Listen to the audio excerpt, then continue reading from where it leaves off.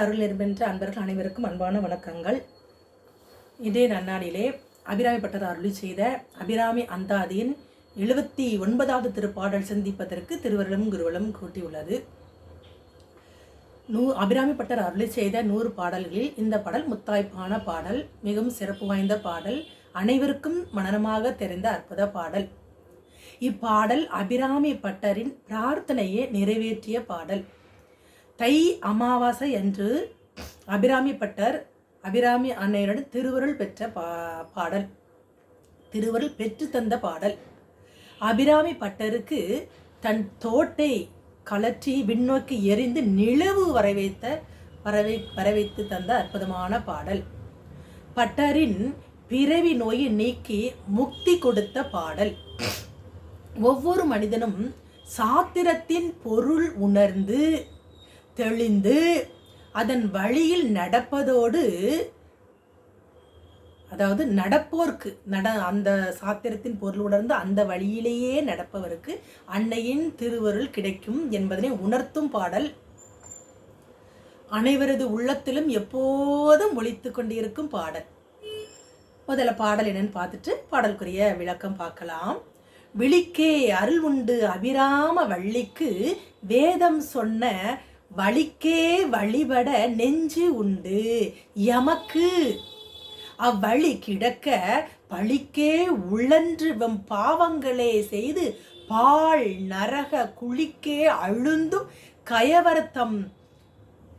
கயவர் தம்மோடு என்றும் கூட்டு இனியே. என்ன கூட்டு இனியே? சிவசிவர் அபிராமி அண்ணனுடைய திருவருள் இருந்தா அந்த வேதத்தின் வழியிலேயே அந்த சாத்திர தோத்திர நூல்களை பொருள் உணர்ந்து அந்த நடப்பவர்களுக்கு அபிராமி பட்டர் அந்த தன்மையில் இருந்தவர். அவருக்கு எந்த பழியும் வாராது, வினை வாராது. அவர் உலகியல்ல ஒன்ற மாட்டார். உலகியல்ல அந்த மாயம் அவரை ஒன்றும் செய்யாது, அன்னையே சார்ந்து இருப்பதனால. அப்படி யாரெல்லாம் இருக்கின்றார்களோ அவர்களுக்கு முக்தி கிடைக்கும். அதை விட்டுட்டு அன்னையை சாராமல் அந்த கயவர் குற்றத்தோடு, அதாவது நம் ஆணம் கண்மம் ஆயி குற்றத்தோடு அதை விளக்காமல் அப்படியே தற்போதத்தோடையே இந்த உலகில் இருப்பவர்களுக்கு அதான் கயவர் கூட்டம் என்று சொல்கிறார். அந்த கூட்டத்தோடு தொடர்பு வைக்கக்கூடாது, அன்னையை சார்ந்து வாழ வேண்டும் என்று நமக்கு அறிவுரை சொல்வதாக அமைந்த அற்புதமான பாடல். அவர் திருவருள் பெற்ற பாடல் இல்லையா? விழிக்கு அருள் உண்டு அபிராம வள்ளிக்கு, விழிக்கே அப்படின்னு சொல்றார். அன்னையினுடைய விழி ஆன்மாக்களாகி நமக்கெல்லாம் திருவருள் தரக்கூடிய விழி. யாரோட விழி? அன்னையினுடைய அந்த திருப்பார்வை. அபிராமி பட்டரே அன்னையினுடைய கடைக்கன் பார்வை வேண்டும் என்றும், தனம் தரும் கல்வி தரும் ஒரு நாளும் தளர்வறியா மனம் தரும் நெஞ்சில் வஞ்சமில்லா இனந்தரும் நல்லென எல்லாம் தரும் அன்பர் என்பவர்க்கே கணந்தரும் பூங்குழல் அபிராமி கடைக்கன்களே என்று ஏற்கனவே ஒரு இதுக்கு முந்தைய பாடல்ல நம்ம சிந்திச்சிருக்கின்றோம் இல்லையா? 16 செல்வங்களையும் அன்னையினுடைய அந்த கடைக்கன் பார்வை நமக்கு பெற்றுத்தரும். எப்போது? அவளுடைய பார்வை நம்மீது படும்போது. அப்ப இந்த பார்வை நம்ம மேல படணும். நம்ம என்ன செய்யணும்? அன்னையை உணர்ந்து அவள் நாமத்தை சொல்லி அவள் நினைவாக அவளை சார்ந்து வாழ வேண்டும் இல்லையா? அதாவது அறம், பொருள், இன்பம், வீடு, இந்த 4மே இந்த ஆன்மாக்கள் இந்த 4 உறுதி பொருட்களையும் பெற்று உய்ய வேண்டும். அதில் முதல் உறுதி பொருள் முதல் 3மே வாழும்போது கிடைப்பது. அதாவது அறத்தின் வழியை நிற்கணும், ஒழுக்கத்தோடு வாழணும், அறத்தின் கடவுளான சிவபெருமானை நினைந்து ஒழுக்கத்தோடு வாழ வேண்டும். பொருள், இந்த உலகத்தில் வாழ்வதற்கு பொருள் தேவை இல்லையா? பொருள் இல்லைன்னா வாழ முடியாது. இது நம்ம வள்ளுவர் பிறந்தையார்னு சொல்லியிருப்பார், பொருள் இல்லாருக்கு இவ்வுலகம் இல்லை, பொருள் வேணும். அப்போ அதுவும் எப்படி நேர்மையான வழியில் நம்ம உழைத்து வாழ வேண்டும். அப்போ அடுத்து இன்பம் சொல்லியிருப்பார். அந்த அறம், பொருள், இன்பம் உலகத்தில் வாழும்போது நமக்கு கிடைக்கக்கூடியது. அதாவது இல்லறத்தில் வாழும்போது நேர்மையாக வாழ்ந்து பிறரை குறை கூறாமல், பிறர் மனதை வேதனைப்படுத்தாமல், யார் பொருளுக்கும் ஆசைப்படாமல் அந்த அறத்தின் வழியில் நின்று வாழ்பவருக்கு தான் இன்பம், அந்த போகத்தை தூய்க்க முடியும். அப்படி இந்த 3ஐயும் உலகில் நம்ம பெற்றுக்கொண்டோம் என்றால் வாழ்க்கைக்கு பின்னர் இந்த வாழ்வு முடிந்த பின்பு நமக்கு வீடு பேர் என்ன ஒரு பேரானந்தம் கிடைக்கும். அது நம்ம வாழ்ந்து முடித்த 2வது கிடைக்கக்கூடியது இல்லையா? அதை நம்ம திருஞான சம்பந்தரும் பாடி அருள் செய்திருப்பார். மண்ணில் நல்ல வண்ணம் வாழலாம் வைகளும் பெண்ணின் நல்ல கதிக்கு யாதுவோர் குறையில்லை. நல்லபடியாக பெருமானை நினைத்து அன்பு கொண்டு அறத்தின் வழியில் நிற்பவர்களுக்கு எல்லாவித செல்வங்களும் கிடைத்து, உலகில் செல்வங்களும் கிடைத்து, நிலைபேறான அந்த வீடு பேர் என்ற செல்வமும் கிடைக்கும் இல்லையா? நம்ம சுந்தரமூர்த்தி நாயகன் பாடி அறிந்திருப்பார், இம்மையே தரும் சோறும் கூரையும். அது இந்த வீடு என்பது இந்த உலகில் விட்டு விடுதலை அடையக்கூடிய அந்த நிலை என்பது நாம் வாழ்க்கும் வாழ்க்கையை பொறுத்து தான் நமக்கு கிடைக்கும். வாழும்போதே வந்த பிறவி வினையை கழிப்பதற்காக யாரை சார்ந்து வாழ வேண்டும்? பெருமானை சார்ந்து வாழ வேண்டும். அப்படி வாழ்ந்தால் நமக்கு வீடு என்ற பெயரடந்தும் கிடைக்கும் இல்லையா? அதுதான். அப்படிப்பட்ட அந்த நிலையை நம்மால் பெற முடியுமா என்றால் முடியாது. அன்னையினுடைய திருவருள் வேண்டும். அதற்கு நம்ம ஒழுக்கமுடன் நேர்மை வழியில் வாழ வேண்டும். அப்படி வாழும்போது அன்னையினுடைய திருவருள் நமக்கு கிடைக்கும். அவளுடைய பார்வை நம்ம மேலே படும் இல்லையா? அப்படி அன்னையினுடைய திருவருள் கிடைக்க வேண்டும் என்றால் நாம் சாத்திரம் தோத்திரம் அறிந்து தெளிந்து, சாத்திரம் தோத்திரம் அறிந்தால்தான் தெரிந்தால்தான் அன்னையை பார்க்க முடியுமா என்றால் அதற்கும் அபிராமி பட்டர் அழகாக பாடி அறிவித்திருப்பார். அவளுடைய நாமங்கள் பஞ்சபாணி, பைரவி, அவளுடைய நாமங்களே மந்திரங்கள். அதை சொன்னாலே அவருடைய திருவடியை அடையலாம் என்று ஒருமித்த மனத்துடன் ஒரு நெறியில் ஞானசம்பந்தர் சொல்லியிருப்பார்ல, ஒரு நெறியில் ஞானசம்பந்தர் சொன்ன அந்த நெறியில் வாழணும். அப்படி வாழ்ந்தால் நமக்கு கண்டிப்பாக அண்ணனுடைய திருவருள் கிடைக்கும். அவள் திருவருள் பார்வைப்பட்டாலே அலைமகளான மகாலட்சுமியுடைய அருள் கிட்டும். உமையம்மை அவளை பார்த்தாலே போதும், நமக்கு எல்லா செல்வ வளங்களும் அன்னை கொடுத்து விடுவாள். அப்புறம் கல்விக்கு அதிபதி சரஸ்வதி, அவளும் நமக்கு எல்லா ஞானத்தையும் தருவாள். இப்போ வீட்டில் மிக்சி இருக்குது, கிரைண்டர் இருக்குது, ஃபேன்லாம் ஓடுது. ஒரு சுவிட்சு போட்டால் போதும் இல்லையா? எல்லாம் ஓடும். அதுபோல் உமையம்மையின் திருவருளுக்கு பாத்திரமாகி, அவளுடைய அன்புக்கு பாத்திரமாகி, நம்ம சீரான வழியில் நேர்மையான வழியில் அவளை சார்ந்து வாழும்போது இத்தனையும் நமக்கு கிடைக்கும். அவளுடைய திருவருள் நம்ம மேலே படும் இல்லையா? அவளோட திருவருள் படும்போது நமக்கு எல்லாமே கிடைக்கும் என்று சொல்கின்றார். திருவருள் உண்டு. யாரு சொல்ற? அபிராமி வள்ளிக்கு. அபிராமி வள்ளி என்பது அவளோட பேரழகு என்ற ஒரு பொருள் உண்டு. பல பொருள் உண்டு. பேரழகு என்ற ஒரு பொருள் உண்டு. அப்புறம் அந்த வள்ளி என்றால் கொடி. அதாவது இந்த அபிராமி என்றால் அழகு, வள்ளி என்றால் கொடி. நம்ம உடம்புல ஒரு சுழுமுனை நாடின்னு சொல்லுவாங்க இல்லையா? அந்த நமக்கு அது முக்கிய நரம்பு. அந்த நரம்பில் எழுந்திருக்கும் உமையம்மையினுடைய ஒரு பெயர் தான் அபிராம வள்ளி அப்படின்னு ஒரு பொருள்.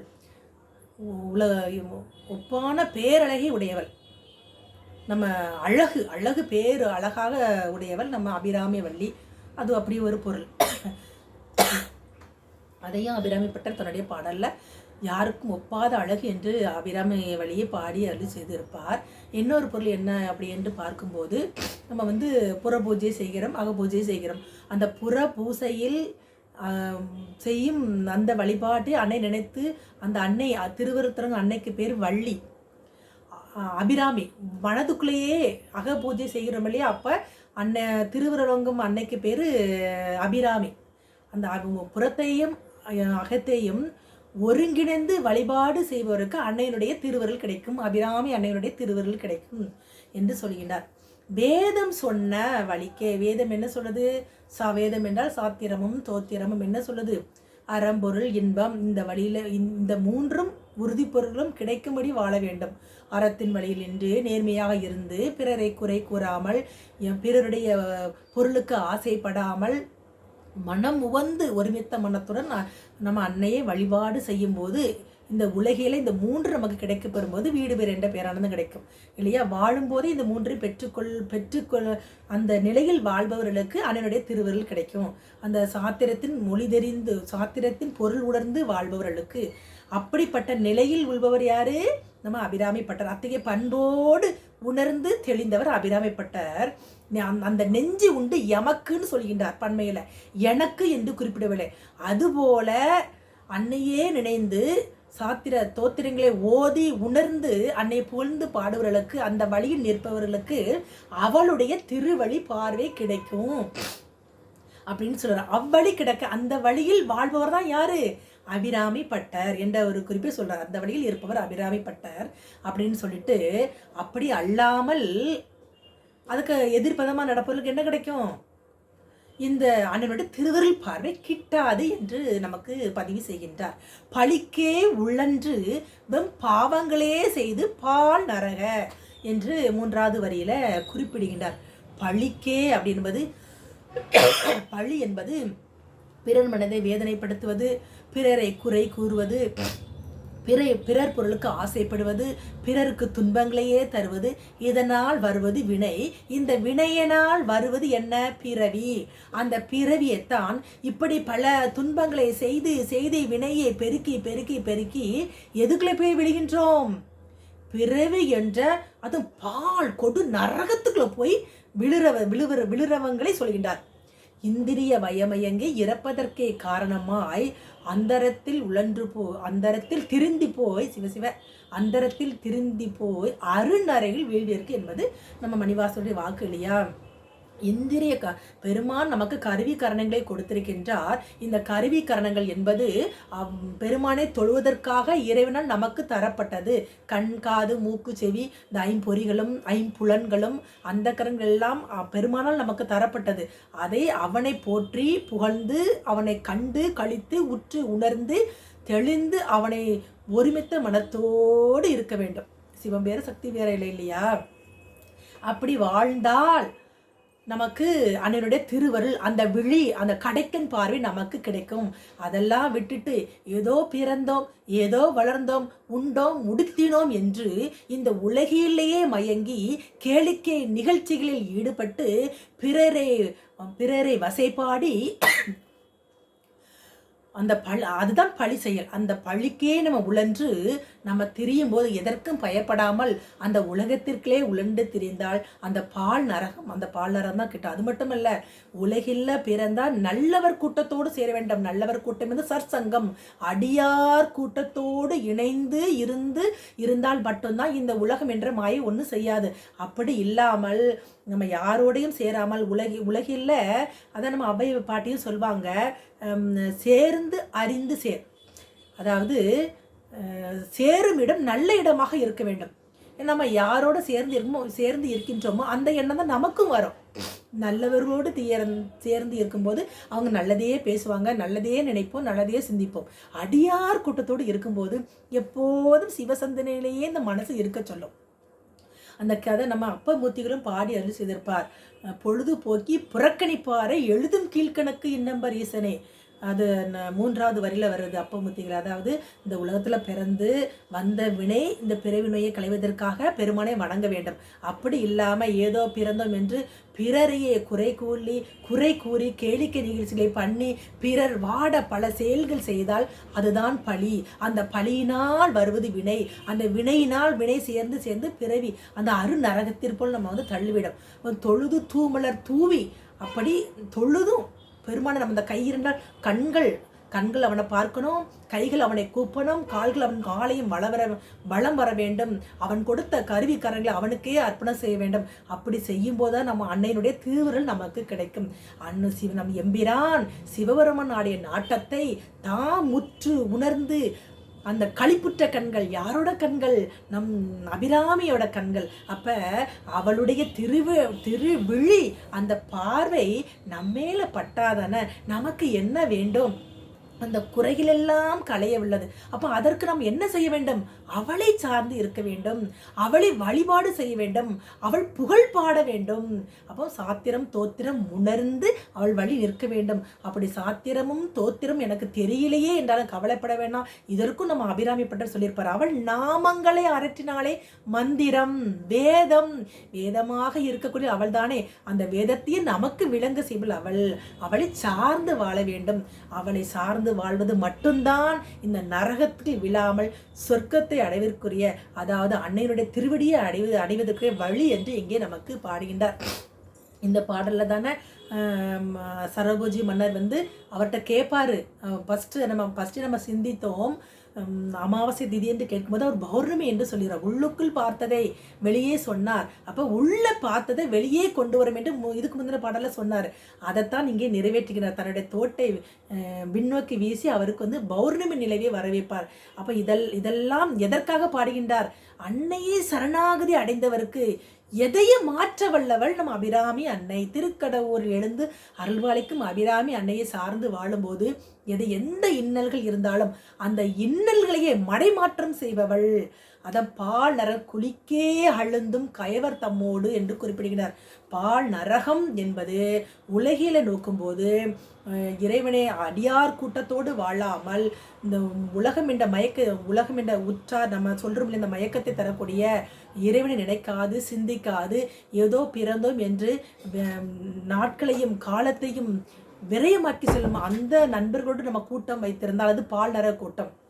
இன்னொரு கயவர் கூட்டம் என்று சொன்னால் நம்ம கருவிக்கரணங்கள் வினைக்கத்தக்கவாறு பெருமன் நமக்கு இந்த உடம்பை தந்திருக்கின்றார், கருவிக்கரணங்கள் கொடுத்திருக்கிறார், உலகம் கொடுத்திருக்கின்றார். அப்போ இப்படி கிடைத்த இந்த அற்புத பிறவியில அவன் கொடுத்ததை கொண்டு கண்களால் அவனை பார்த்து, காதால் அவன் நாமம் கேட்டு, வாயால் அவன் புகழ் பாடி, கைகளால் தொழுது, கால்களால் அவன் கோயில் வளம் வந்து அவன் வளம் வருவோருக்கு அந்த ஆத்ம ஞானம், அந்த ஞானம் சிவஞானம் நமக்கு கிடைக்கும், அன்னையினுடைய திருவருள் பார்வை நமக்கு கிடைக்கும் என்றுதான் இந்த பாடல்ல நம்ம அபிராமிப்பட்ட பாடி அருள் செய்கின்றார். எமக்கு என்று சொல்வது பன்மையில் யாரெல்லாம் அன்னையை நினைந்து ஒருமித்த மனத்தோடு ஒரு நெறியில் மனம் நிறைவோடு அவள் நாமம் மறற்றி பாடி புகழ்ந்து பரவுகின்றார்களோ அவர்களுக்கு அந்த கயவர் கூட்டம் உள்ளத்தில் இருக்கின்ற அனலாக எரிந்து கொண்டிருக்கின்ற ஆணவம் கண்மம் மாயெல்லாம் விலகி தெளிந்த நீரோடையாகி அம்மா அதில் நிறைவிடமாக தனிமை நமக்கு சிவஞானத்தை தந்து நம்மை செம்மைப்படுத்தி சிவபெருமானிடம் கொண்டு சேர்ப்பவள் அபிராம வள்ளி. அதான் அந்த கூட்டு. இப்போ உன்னை நினைச்சாச்சு, உன்னை பாடியாச்சு, உன்னை தொழுதாச்சு, உன் நினைவாகத்தானே தாயே இருக்கின்றேன். யாரு? அபிராமிப்பட்டர். அப்ப அவர் தன்னுடைய அனுபவத்தை சொல்கின்றார். இப்படியெல்லாம் அவனை நினைத்து இருந்ததற்காக அவருக்கு கிடைத்த பரிசு என்ன? அமாவாசை என்று சொன்னதே பௌர்ணமியாக மடைமாற்றம் செய்து அவருக்கும் திருவருள் புரிந்தாள். அப்ப நம்ம என்னதான் இந்த உலகத்தில் உழண்டு திரிந்தாலும் அன்னையருடைய நினைவாகவே தொழில் செய்தாலும் என்ன வேலை செய்தாலும் என்ன பணி செய்தாலும் அவள் நினைவாகவே வாழும்போது அன்னை எப்போதும் உள்ளத்தில் இருந்து நம்ம அவளுடைய திருப்பறை நம்மேல் காட்டி அவளுடைய திருவடியில் நம்மை சேர்த்து கொள்வாள். இந்த உடம்போடு பிணிக்கப்பட்ட அந்த கருவிக்கரங்கள் உலகம் என்ற மயக்கத்திற்குள் போகாமல் கட்டுக்குள் வைத்து அவளுடைய திருவடியில் நம்மையும் ஒரு பொருளாக ஏற்று நமக்கு அந்த வீடு பேர் என்ற பேரானந்த நிலையான ஒரு இடத்தை தரவல்லவள் அபிராமி அன்னை என்று பாடி அருள் சிரிக்கின்றார். நாமும் நாள்தோறும் இந்த பாடலை மனம் உவந்து ஒரு நெறியில் ஒருமித்த மனத்தோடு ஆனந்தமாக பாடி ஆனந்தம் தருகின்ற அன்னையினுடைய திருவடியை அடைவோமாக என்று கூறி தங்களிடமிருந்து விடைபெறுவது சிவசாந்தா சண்முகம். இந்த பாடலோட பலன் என்னன்னு கேட்பீங்க. 16 செல்வங்களையும் தரவல்லது. என்னென்ன யாருக்கு வேண்டுமோ, அதாவது உலகில் நோக்கிலேயே சிந்தித்து எனக்கு அது உலகில் நோக்க, அதான் அறத்தில் வெளியில் நின்று நேர்மை வழியில் நின்று அன்னையை வழிபாடு செய்வர்களுக்கு எல்லா சுகபோகங்களும் தரவல்லவள். அப்போ அந்த உயிருக்கு என்ன வேண்டும் என்று யாரெல்லாம் வணங்கி வழிபாடு செய்கின்றார்களோ அந்த உயிரை குளிர்விக்கும், அந்த உயிருக்கு மருந்தாகவும் இருந்து நம்மை அவளுடைய திருவடியில் அழைத்து சென்று வீடு பேர் என்ற பேரானந்தத்தையும் தரவல்லவள் அபிராமி வள்ளி என்ற குறிப்பைத்தான் இந்த பாடல்ல அபிராமி பட்டர் பதிவு செய்கிறார். மீண்டும் ஒரு பாடலில் சந்தித்து நம் அன்னையின் திருவருளை போற்றுவோம் என்று கூறி தங்களிடமிருந்து விடைபெறுகிறேன். சிவாய நம. திருச்சிற்றம்பலம்.